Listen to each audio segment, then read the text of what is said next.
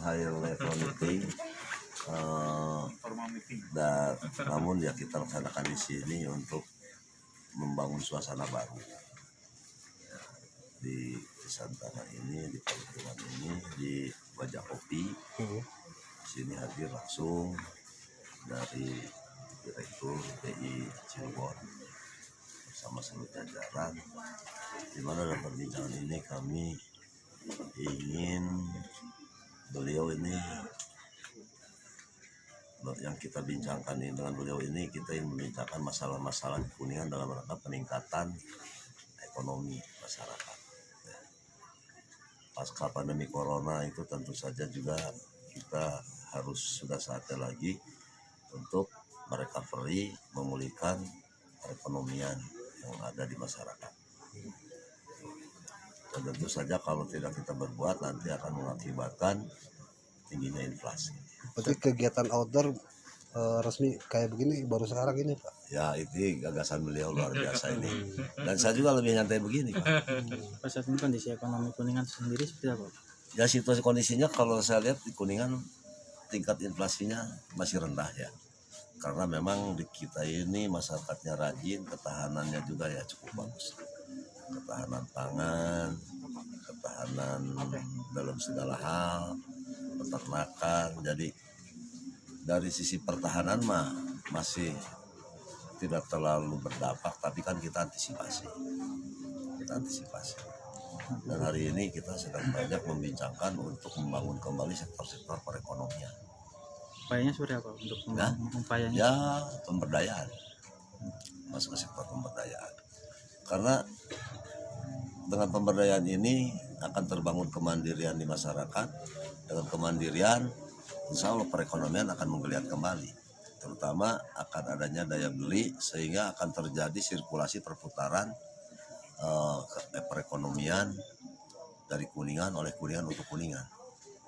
Itu yang harus kita lakukan.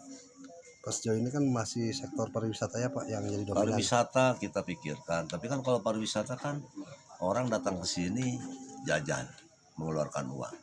Dari mana mereka bisa mendapat uang? Nah itu sektor hulunya kan bagaimana meningkatkan penghasilan masyarakat.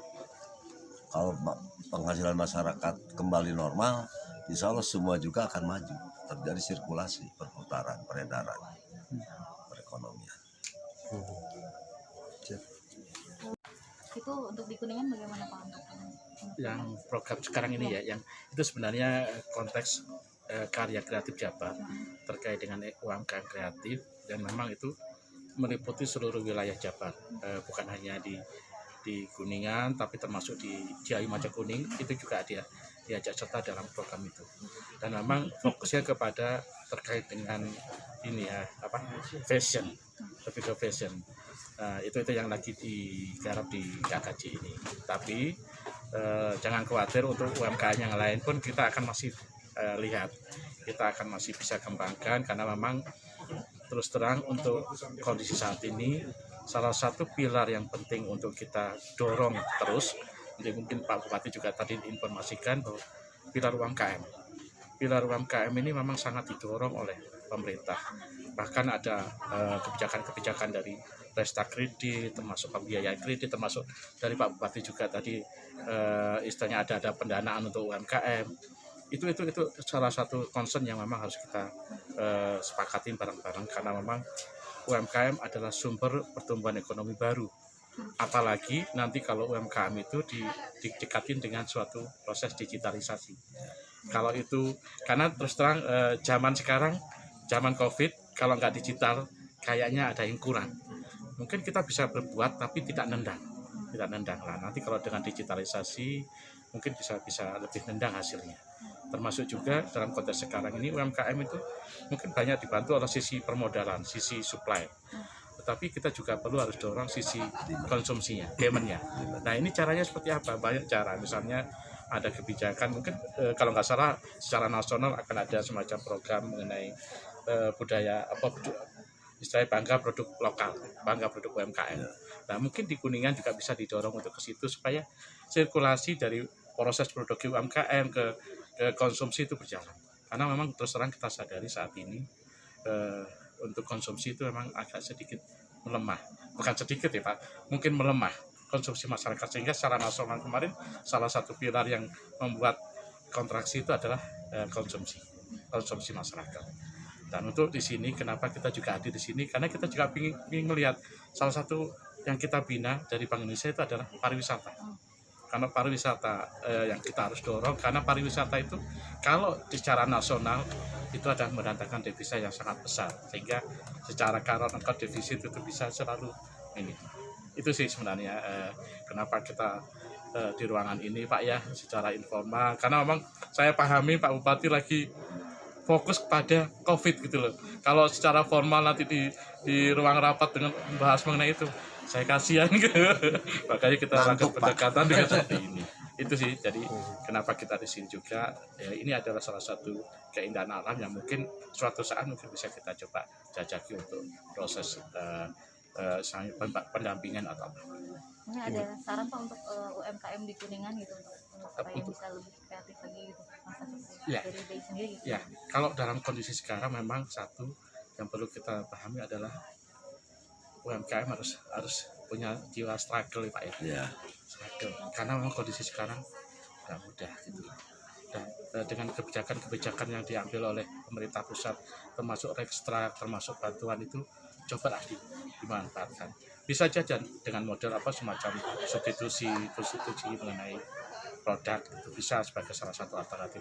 Tapi untuk jangka panjang mungkin yang penting adalah niat dari teman-teman struggle, dari teman-teman UMKM, itu yang penting.